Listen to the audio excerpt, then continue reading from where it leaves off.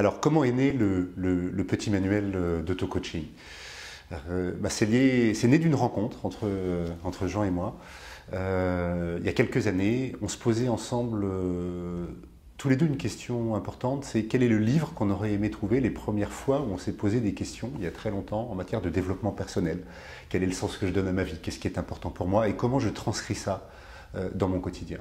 Et nous avions été frappés à l'époque tous les deux qu'il y avait d'un côté soit des livres très techniques, écrits par des spécialistes d'une technique, soit des livres très généraux, un peu bêta, genre soyez positif et si vous êtes positif, vous verrez que la vie est plus positive.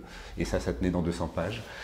Et tous les deux, on était frustrés de voir qu'il y avait, à notre connaissance, aucun livre écrit par des Français sur le sujet de l'auto-coaching. Quelles sont une somme de démarches pragmatiques qui permettent de prendre sa vie en main et de maîtriser les étapes de son développement personnel et professionnel. Oui, effectivement, oui, comme l'a dit Philippe, c'est vrai, dès qu'il m'a parlé de ce projet, ça a tout de suite vraiment résonné en moi. D'abord, il y a des livres qui avaient positivement transformé ma vie à cette époque-là. Et c'est vrai que j'ai toujours eu cette conviction chevillée au corps que vraiment l'étendue des possibilités en fait, qui s'offrent à nous est beaucoup plus vaste qu'on ne peut l'imaginer. Et c'est vrai que ça a été une belle histoire, quoi. Ça a été le premier petit manuel d'auto-coaching en langue française.